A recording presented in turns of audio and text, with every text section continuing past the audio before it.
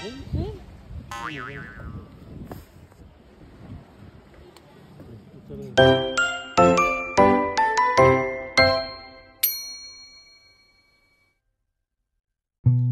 araw! For today's mini vlog, let's celebrate Father's Day. Today ay June 15, Sunday dito sa Canada, and we're celebrating Father's Day. Comment down below kung saan kayo nanonood. Ito nga pala yung dalawang pamangkin ko na si Margo and si Jezreel. Pagkatapos nga naming magsimba ay dumiretso kami sa isang picnic park malapit dito sa aming lugar.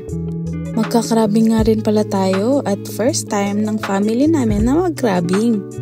Ito naman ay si Matthew at ang kanyang friend na si Sean. Magluto nga pala sila mama ng barbecue, ng mga fruit slices and melon. Matagal-tagal na nga rin pala since nung nag-last vlog tayo dahil medyo busy. Simple lang yung buhay dito sa Canada pero maraming bills. Ay, ang hirap nga pagtugma-tugmain ng mga schedule ng bawat isa dahil lahat ay nag-work. Andito naman pala si mother ay nakaupo at nagba-barbecue. Pag si mama nga talaga yung kasama mo ay hindi ka talaga magugutom dahil ipapak niya lahat ng kailangan na pagkain. At dito sa may kabilang banda naman, kasama ko nga pala si Papa at kami magka-crabbing. First time nga pala naming mag-crabbing ngayong summer. Dito nga pala sa Canada, hindi tayo pwedeng basta-basta maghuli ng mga crabs or talangka. Dahil kailangan natin ng license o permit. Dahil kapag ikaw ay nahuli ng mga rangers dito na walang permit, ay possible kang ma-fine. Magkano ang fine? Tumataginting nga lang $345 or less than $1,000, 500. Grabe, ang mahal. Pambayad na natin ng rent yun, huy. Kaya dito, disiplinado ang mga tao dahil rules is rules. Sa mga residents of British Columbia, Canada, i-comment ko nga pala yung link para kayo ay makakuha din ng license. May dalawang klase ng license nga pala, isang day license at yung license for a year. Mabibili nyo nga rin pala yung mga crab trap sa Amazon or sa Canadian Tire na malapit sa inyong lugar. Ang day license nga is around $6 to $7 and yung 1 year naman ay $25 to $30 depending on what type of license are you getting. First 1 to 2 hours ng crabbing nga namin ay wala kaming nakuha. Buti na lang walang mga sea lion dito dahil madalas yung mga sea lion ang kumakain sa ating mga crab traps. At nung iniangat na nga namin yung pain, tingnan nga natin kung may nahuli tayo. Let's see.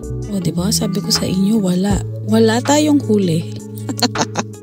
Hindi ko nga alam kung naiinis na dyan yung tatay ko dahil pangatlo na yata namin yan na try.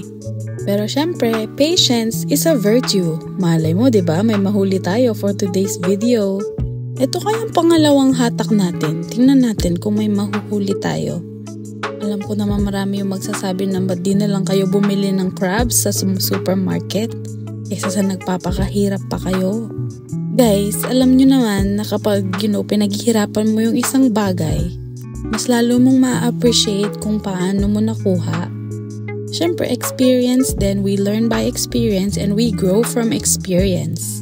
Madali lang sabihin na bumili na lang sa market pero may kamahalan rin yung mga crabs dito sa supermarket. Iba pa rin kasi yung may mga skills tayong natututunan. Oh, meron na nga pala tayong nahuli. Kaso, bawal. Dahil bawal kunin yung mga maliliit dito at dito sa pagka-crabbing sa BC. Mga lalaki nga lang na crabs ang pwede nating kunin. Bawal kasing kunin yung mga female crabs dahil pinangangalagaan nga ng BC ang kanilang mga species. Ay, ang hirap manghuli ng crab. Kaya sabi ko kay Papa ay magla-lunch break muna ako. Sakto nga pala ay luto na yung barbecue. Maya-maya pa nga ay may manggang dinala sila mother kaya nagbalat ako ng mangga. Pinatry ko na nga din sa lahat bago ko siya itry. Tapos, may bagoong din naliluto si mother. Uy, ang tamis nga pala ng mangga na to. Tapos, partner niya talaga is yung bagoong. Grabe, ang sarap magbakasyon kahit 1 day lang.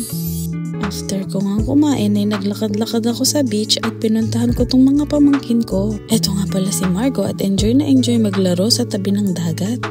At ito naman si Jezreel ay enjoy na enjoy din magbaba dito sa may tubig. Hala, sige, takbo! Bagsak mamaya tong mga bata na to pag uwi namin. Dito nga pala sa British Columbia, Canada ay maraming lake, park, beach at mga iba't ibang klaseng mga pasyalan. Hinayaan ko nga muna maglaro yung mga pamangkin ko kasama ang kanilang mga mothers. At ako'y nagbabad muna sa tubig. At noong mga third attempt nga ay nakakuha sila habi ng crab. Ang dami nga rin pala mga baby dito sa park na pinuntahan namin kaya gustong gusto ng mga bata.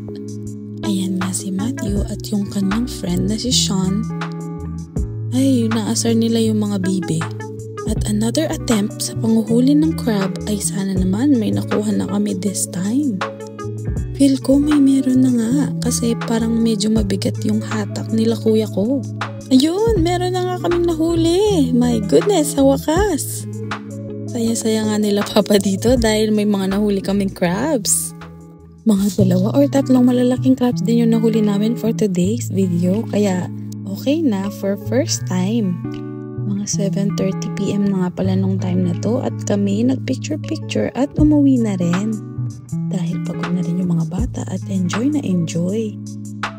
Ang ganda nga pala dito pag summer dahil abot hanggang 9 PM to 10 PM ang araw. Kaya yung mga bata ay talagang sinusulit ang summer. At dito na magtatapos ang ating vlog. Thank you for watching. See you on my next vlog. San kaya yung next adventure natin dito? Stay tuned. Like and share and follow for more.